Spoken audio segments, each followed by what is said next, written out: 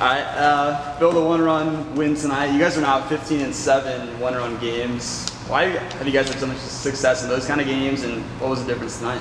Does that count walk-off wins? It does, yeah.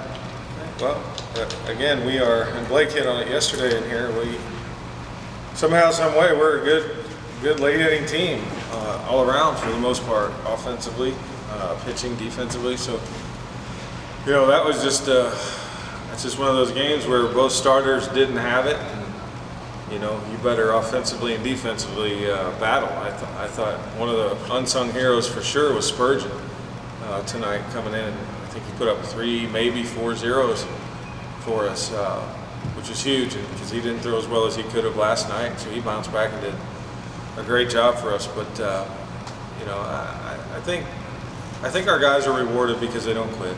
I said it night in, night out when you guys ask me, but they just don't quit regardless of the outcome. Tip your hat for that. Ben, you were 3 for 5 tonight. You had 4 RBIs. First 4 times you came up, all in RBI spots, and you came through. What is your approach at the plate in those kind of spots? You know, the approach is dictated by the situation, but I was lucky enough to be in that situation because the guys ahead of me, we already hit on it that, you know, heck, had 5 at-bats tonight. He was on 5 times, had 4 hits and a walk, and Masoni had 2 doubles. So, I mean, you're hitting with guys on second and third. It takes a lot of pressure off yourself. You know, instead of, you know, trying to do too much, you can really just sit back and look for your pitch in that situation and hit a ground ball or, you know, whatever the situation dictates. And Phil, I wanted to touch on Spurgeon. You kind of talked about 3 2/3, 1-run ball, and also Seth Heck, 4 hits. What did you see that you liked from them? Well, the production, obviously, but you know, Ross did a better job. One, keeping the ball in the ballpark, keeping the ball down.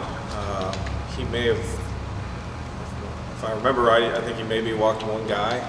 So he was tough. He wasn't giving anything away out there, and that's what he has to do. He's got good stuff, but he's got to let it work. And you know, the walks and then leaving a pitch up and a 2-run home run is what's hurt him lately. He did a better job of that. Seth Heck is just kind of a rookie in progress, if you will, a work in progress. He's young, his swing's coming along. We've stuck with him, and we're going to stick with him and see what he becomes. He's making that transition from metal bats and the SEC to this and wood bats, and his defense has been there all year. You know, not all year, but since he's been here. But the offense is starting to come around for him, getting his timing down, but changing a few things mechanically in his swing that takes time. I mean, we're asking him to change things he's done his whole life. You know, and most recently, the last 4 or 5 years. So he's doing a great job making adjustments. Not everybody can do that, and that's why he's still here. And now he's at the point where he's contributing at the plate and in the field.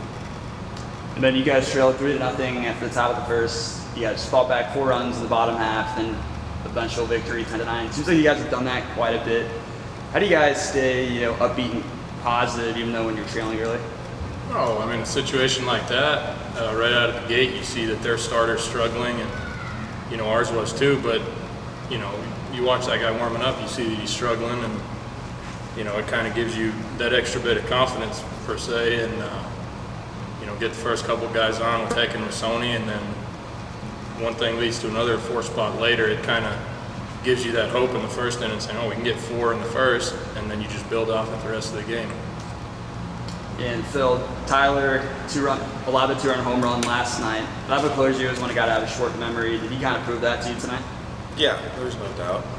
I think, well, if you only knew how short his memory was, but that's a good thing. And you know, Tyler's blessed. He's got good stuff. He's got an electric arm, and he fits the closer role great. You know, as he gets smarter and learns some things, he's even going to be more dominant. But you know, he's a great teammate. Love him. Works hard, but he's got stuff you can't teach.